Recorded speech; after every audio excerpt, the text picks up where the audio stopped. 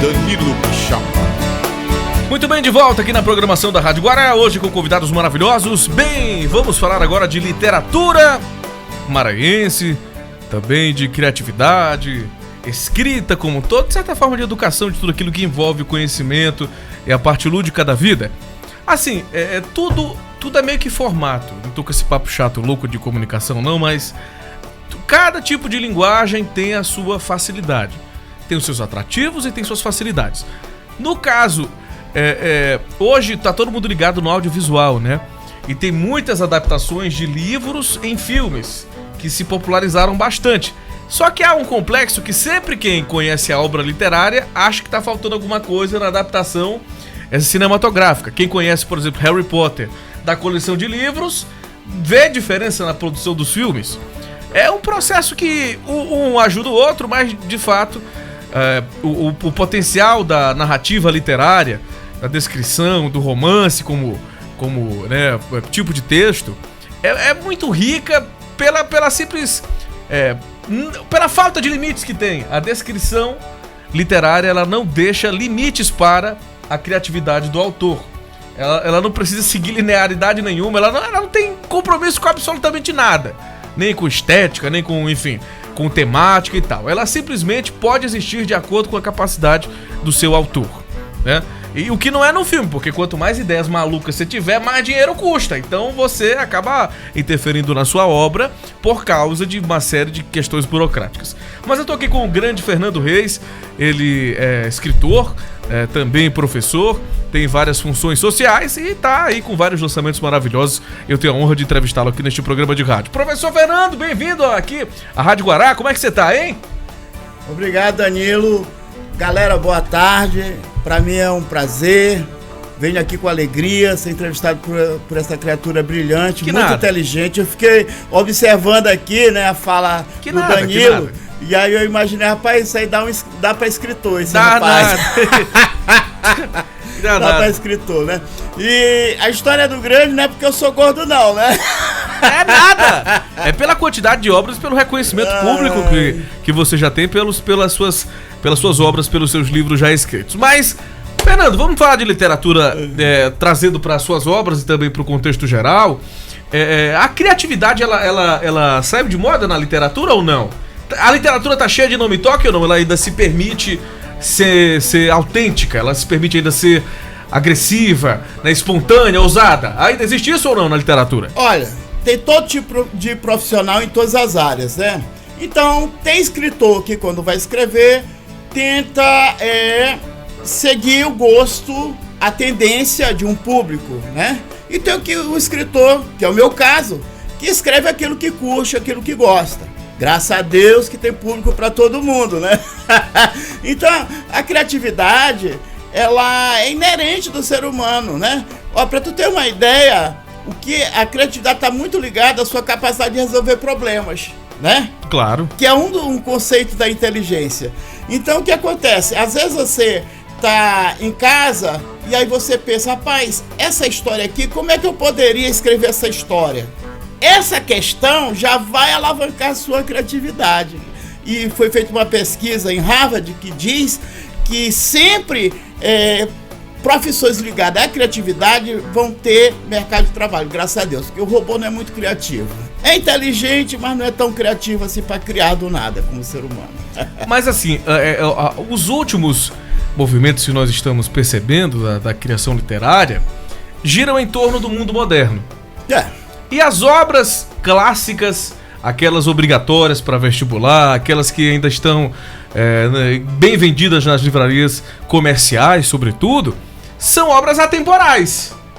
São obras do século XVIII, são obras do início do século XX, que descrevem conflitos humanos que serão sempre recorrentes. O ser humano basicamente tem a mesma essência. Ele quer ser feliz, ele quer amar, ele quer ser reconhecido, ele fica triste. Isso aí não muda, né? O tempo muda, mas o que faz parte do ser humano não muda. Então, às vezes, as pessoas assim se enganam muito com essa questão, né? Tem aquela velhinha que diz assim, no meu tempo não tinha essa safadeza. Mentira, tinha, só que era mais escondido, entendeu? Porque o ser humano basicamente é um mesmo nas suas necessidades. Mas, Fernando, Se eu pegar um Dostoiévski e ler hoje, eu vou ler Cachaça, eu vou ler Vício em Jogo, eu vou ler Conflito Humano, Ambição, aquela coisa toda. Mas se o Dostoiévski pegar uma obra atual, ele vai pegar, digamos assim, um contexto humano completamente diferente, e é possível que ele não entenda ou que não perceba ou não veja sentido. Olha, sem querer ser um pouco arrogante... Pode falar! Ele vai achar um pouco chato. É. Sabe por quê? Porque hoje em dia o que eu percebo é o seguinte... como existem pessoas que estão seguindo tendências, né? Não só na literatura, mas também na música e em outras artes, as coisas ficaram muito óbvias, né? Por exemplo, hoje em dia o que se chama de música sofrência, que vem com aquele explorando o sentimento óbvio, né?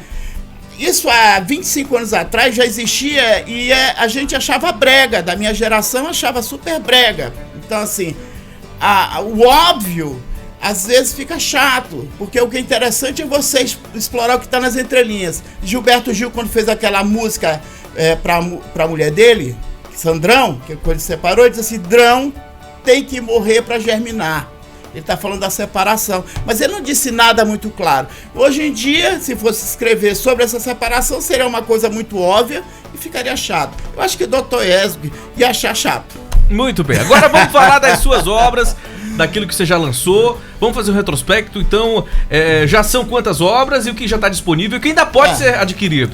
Meu querido, ser escritor maranhense aqui é um ato de capricho, entendeu? O cara tem que ser caprichoso, porque não é fácil. As grandes editoras só querem lançar celebridades, né? Nós não temos editoras com a mente aberta para escritores desconhecidos. Eu tenho 17 livros para lançar e eu lancei 3 agora, mas foi em ato de rebeldia a esse sistema todo, né? Como é que você faz? Você primeiro tem que achar que dá para fazer, já dizia Kant. Você tem que acreditar que dá para fazer e você faz, né? Então, assim, você vai procurando os meios. O meio mais fácil é você procurar uma pequena editora, né? E aí você paga para que ela publique. E aí, se você for um escritor inteligente, você vai divulgar para que o livro se pague e você possa lançar as outras obras. Pelo menos eu faço assim. Meus livros têm que se pagar. E quais foram os livros já lançados? Bom, eu lancei, no caso, o primeiro foi o Banco de Praça, né, onde eu conto histórias malucas, engraçadas e estranhas de ilustres desconhecidos que eu conheci num banco de praça, na Praça da Saudade, quando eu era um desempregado. Ficava lá. A da Saudade é do centro? Ali pelo cemitério do Gavião. Ah, sim! Eu ficava sentado lá, né, que eu não tinha o que fazer, estava desempregado. Ficava pensando na vida, chegava sempre alguém e perguntava: tu tá triste? Eu disse: não. Aí ela chegava e contava a vida dela, né? Mas são histórias verídicas? Só que a gente faz o seguinte: o escritor, ele usa a criatividade, né? Pra ou inchar ou proteger. Eu aumento, mas não invento. mas tem histórias mesmo que você ouviu, mesmo que não fosse verdade, mas que são de um lastro criativo muito grande? Tem uma história linda, linda, linda, de um auditor federal que ele sofre o derrame, ele não consegue falar e ele fica na praça pegando sol, e um trabalhador humilde, pensando que ele era um mendigo, arrasta ele até o abrigo para dar café com pão. Olha que coisa linda. E o auditor não queria falar para ele que não precisava daquilo, mas não conseguia, né? E ele acabou se afeiçoando com aquele rapaz humilde, com o gesto de empatia, de compaixão dele. Olha, o ser humano é maravilhoso. Se a gente prestar atenção, as pessoas sempre nos ensinam coisas lindas. É complexo, né? Enfim, é variável, né? Do mesmo jeito que a gente surpreende positivamente, a gente, né, tromba com... Até, por exemplo, aquele carga torta, aquela coisa ruim, nos ensina algo bonito. É, uma visão positiva que você tá. Temos que ter, porque a vida por si só já é cruel, meu amigo. Então é o otimismo próprio individual que você tem. Então, esse livro, qual é o nome, qual é o título dele? Banco de Praça, né? Lancei pela editora Chiado, né? Que é uma editora portuguesa, mas eles não vieram me paparicar. Eu tive que mostrar o material, né? E paguei pela publicação. Essa que é a verdade. E foi lançado lá também? Dizendo eles que foram, eu nunca fui lá. O segundo livro, né, foi o Labirinto dos Sonhos, né? Esse teve uma repercussão muito boa. Sim, né? Eu tive, graças a Deus, eu tenho muito apoio do pessoal da imprensa, né? Sempre as pessoas ligadas ao jornalismo, à comunicação, abraçam os escritores maranhenses, os artistas maranhenses, e eu sempre vou ser grato por isso, porque a gente não se faz sozinho, graças a Deus. E do que fala o livro? O Labirinto do Sonho fala de experiências pessoais que eu tive quando eu era um adolescente, né? E eu romantizei, criei uma história para contar essas experiências, né? De um jovem que começa a ter sonhos lúcidos, começa a ter o que se chama de desdobramento astral e toma consciência que está sonhando. E o mundo dos sonhos vira um playground. Até sofreu algumas consequências místicas em relação. Mas, Fernando, você acredita realmente nisso? As obras, elas têm uma forte ligação com a sua vida, com a sua trajetória. Tem que ter, eu não vou inventar do nada, né? Mas você acha que foi conduzido a ter uma rotina, a ter uma existência diferenciada? Que você nasceu para descrever aquilo que acompanhou, que sentiu na pele? Olha, eu sou muito observador. Muito. Então, assim, eu sempre prestei atenção no gênero humano, no ser humano, entendeu? Eu até estranho quando alguém diz que eu sou egocêntrico, porque eu vivo prestando atenção nas pessoas, sou meio maroca, entendeu? Quem me segue no Facebook sabe disso, no Instagram eu sou maroca mesmo. Ah, fulano morreu, eu pergunto, de que, meu filho? Vai logo pra saber o que é que é. Exatamente, então assim, eu acho que é uma característica da pessoa que escreve a observação, se importar com o outro, entendeu? E eu tenho isso inerente a mim, né? É o que eu vejo de diferente às vezes, né? Mas, por exemplo, qual foi a sua experiência em O Labirinto dos Sonhos? O que tem de real, o que tem da sua convivência mesmo com esse tipo de experiência? No caso, por exemplo, eu sofria muito quando eu sentia as sensações que eles chamam de paralisia do sono, né? Eu sofria muito, eu sentia meu corpo paralisado, não conseguia me mover, sentia muita ansiedade. Mas depois eu percebia que eu estava fora do meu corpo. E como uma forma até de sobrevivência psicológica, eu comecei a estudar o assunto e comecei a aplicar as técnicas. Então, eu comecei a dominar o mundo dos sonhos, né? Comecei a participar de forma mais ativa e sem medo, né? E essas experiências que eu passo no mundo dos sonhos, eu coloco no livro, né? Através de um personagem chamado Zanini. Né? Entendi. Ensino técnicas através das histórias, porque eu acho que mais interessante. Até Jesus sacou isso, né? Ele gostava de contar as histórias, mas com algum ensinamento. Era assim, eu conto as histórias e passo algum ensinamento. Não, Jesus foi muito louco. Aquela história lá do...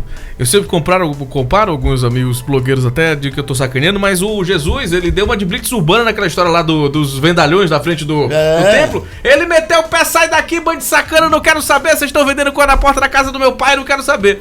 E a história do vinho também, que é uma das passagens mais mal explicadas da história, né? Porque Jesus foi numa festa e disse, e aí, o que tá faltando aqui? Essa festa tá ruim, o que é?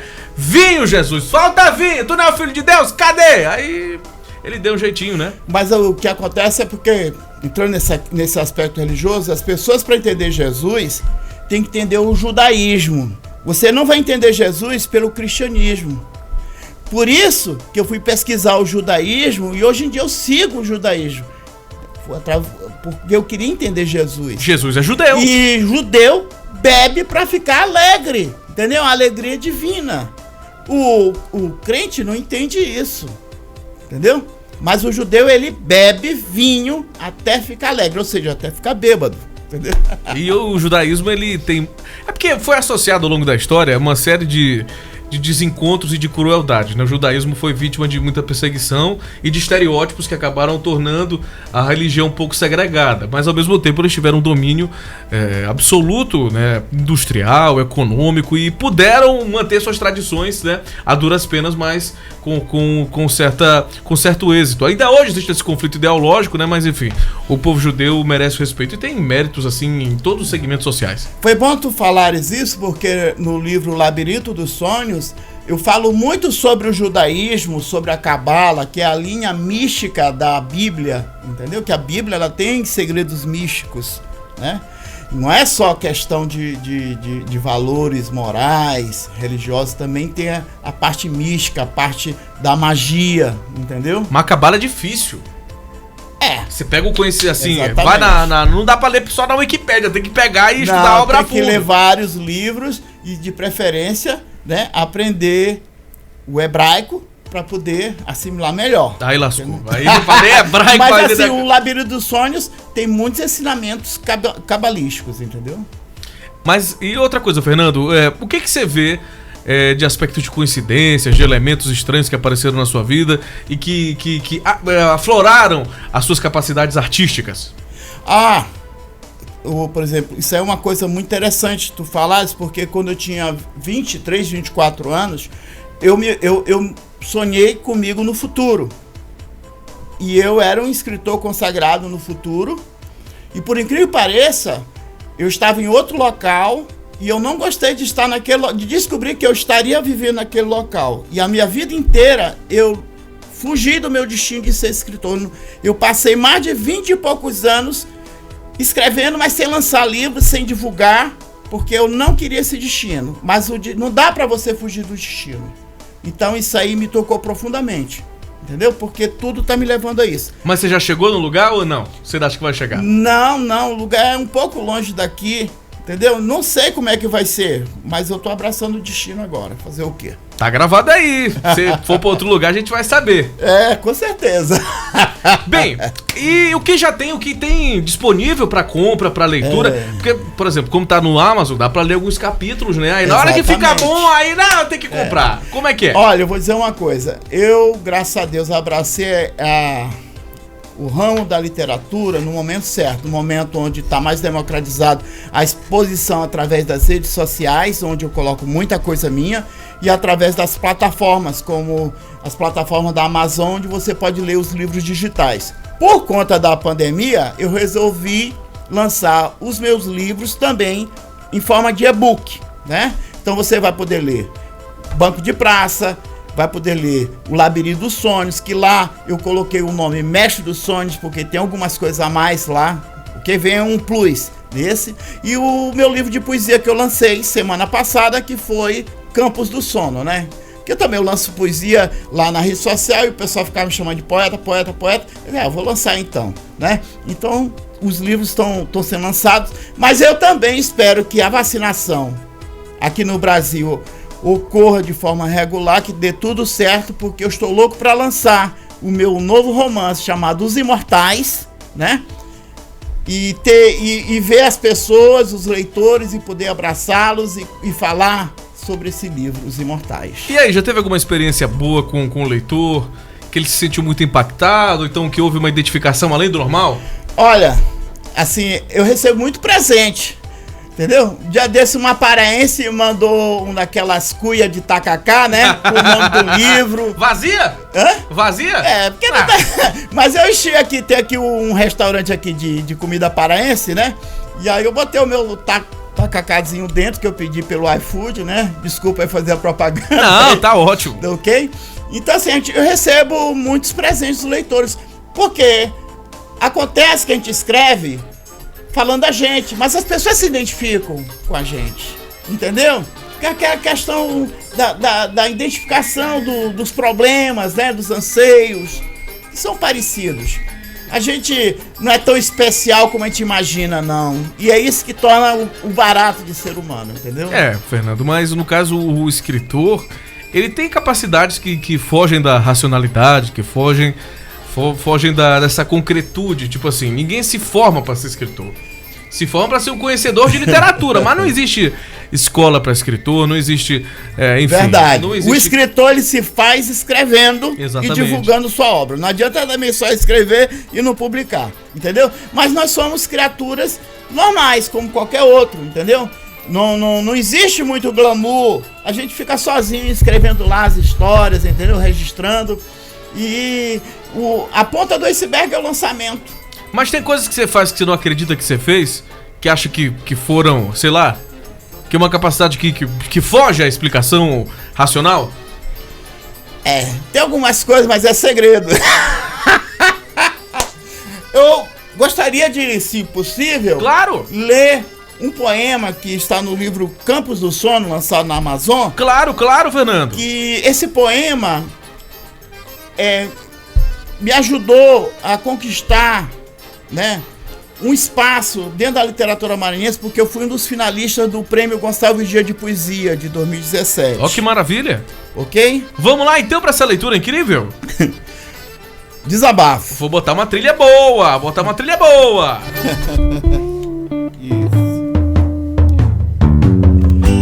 Eu nunca quis esse fardo de tristeza, nem essa solidão que me cerca, nem essa desolação nas entrelinhas, nem essa dificuldade de sorrir para a vida.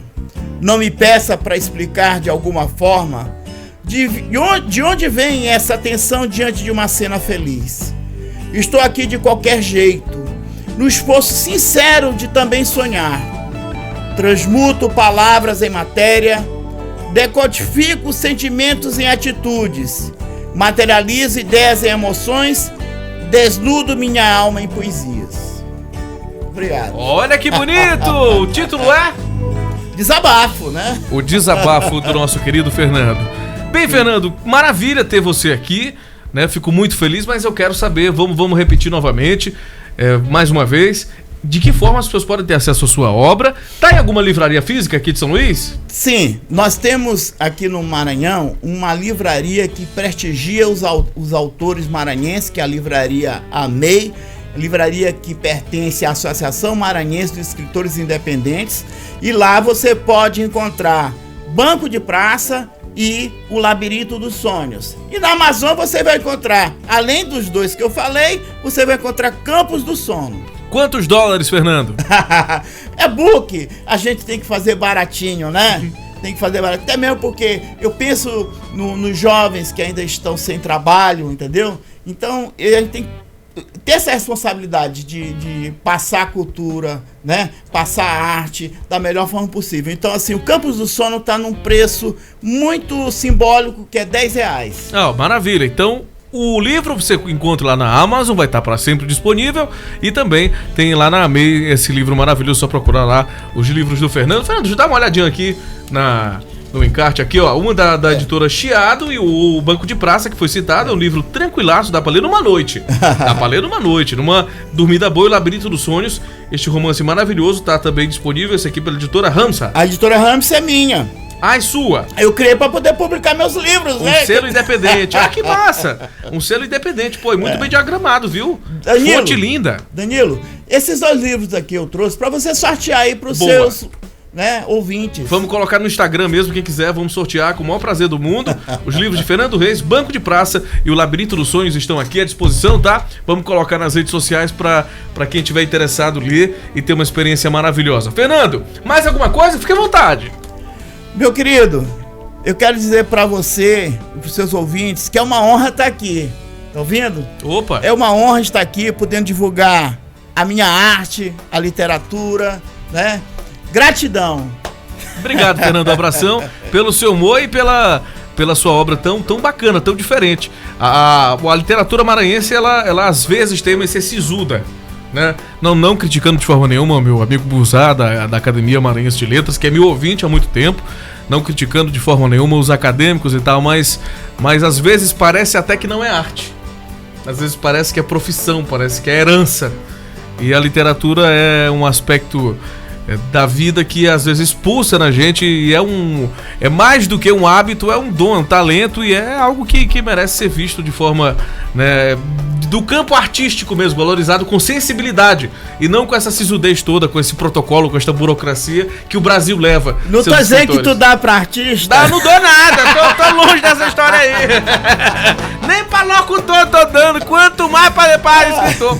Mas eu penso assim, deveríamos ver por um lado mais artístico, né? Às vezes a gente burocratiza muito, institucionaliza demais e acaba perdendo esse aspecto mesmo sensível que é da criação. Eu tô te entendendo, o escritor tem que descer da sua torre de marfim e apertar a mão dos leitores, ser mais simples, entendeu? Como a vida é.